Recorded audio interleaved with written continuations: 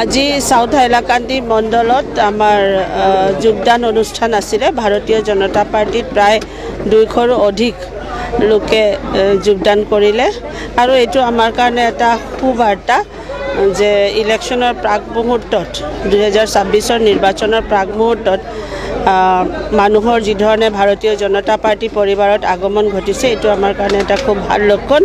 আৰু প্ৰায় মানুহে কয় যে মাইনৰিটি মানুহবিলাক বিজেপিৰ পৰা আঁতৰি থাকে কিন্তু আজি আপোনালোকে দেখিছে যে ইয়াত 70% মাইনৰিটি মানুহে আছিলে আৰু মাইনৰিটি মানুহে নিজ মুখেৰে নিজে কথা কৈ পেলাই যে আমি ভাৰতীয় জনতা পাৰ্টি মাননীয় প্ৰধানমন্ত্ৰী নৰেন্দ্ৰ ভাই মোদীজীৰ নেতৃত্ব এবং মাননীয় মুখ্যমন্ত্ৰী ডক্টৰ হিমন্ত বিশ্ব শৰ্মা দেৱৰ নেতৃত্বক তেওঁলোকে বিশ্বাস ৰাখিছে, আস্থা ৰাখিছে আৰু সেইকাৰণে তেওঁলোকে ভাৰতীয় জনতা পাৰ্টিত যোগদান কৰিছে। কংগ্ৰেছে হাইলাকান্দি দুটা বিধানসভাৰ ভিতৰত এটা প্ৰায়ৰিটি লিষ্টত ৰাখিছে আলগামৰ কাজিয়া। আপুনি কি ভাবে কিমান অকল হ'ব?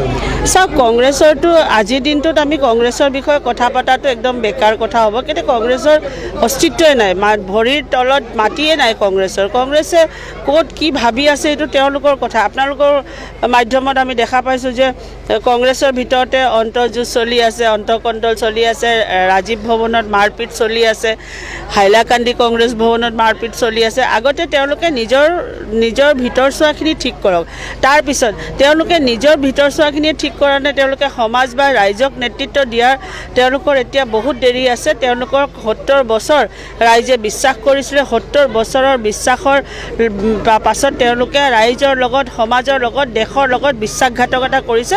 গতিকেলৈ কংগ্ৰেছৰ কথা পাতি লাভ নাই। আমাৰ ভাৰতীয় জনতা পাৰ্টিৰ নেতৃত্বত 2026ত মাননীয় মুখ্যমন্ত্ৰী ডক্টৰ হিমন্ত শৰ্মা দেৱৰ নেতৃত্বত 2026ত আমি আকৌ দিছপুৰ দখল কৰিম আৰু ইয়াত আমাৰ ৰাইজৰ আশীৰ্বাদ আমাৰ লগত আছে। আমি কোনো পাৰ্টি, কোনো পলিটিকেল পাৰ্টিৰ বিষয়ে আমাৰ কোনো ক'বলগীয়া নাই। কেলে পাৰ্টি আজিৰ তাৰিখত ভাৰতীয় জনতা পাৰ্টি বিশ্বৰ সৰ্ববৃহৎ দল হৈ আছে।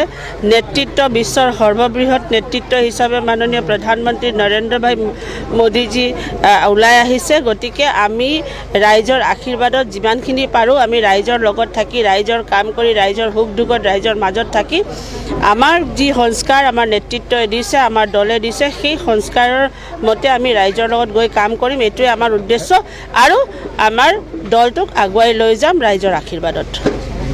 তো আজকে আমরা 70% প্রায় যোগদান করছেন। এটালে করছেন যে অরুণোদয়ের বিশেষ করে মেয়েরা পাইছেন কল্পতরু, স্কুটি বা আমরা ডক্টর হিমন্ত শর্মার নেতৃত্বে আমরা পানীয় জল, রাস্তাঘাট সব দিক দিয়ে সমস্যার সমাধান হয়েছে। এর কারণে আমরা সব মানুষের কংগ্রেস এবং আইডিএফের ফিসে ভালাইয়া মানে এটারে নকরত করিয়া বিজেপিতে যোগদান করে।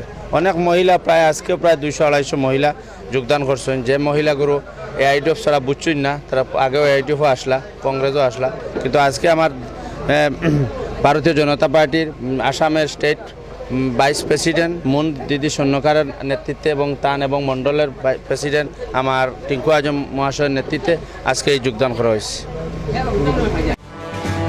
News time, the voice of north east.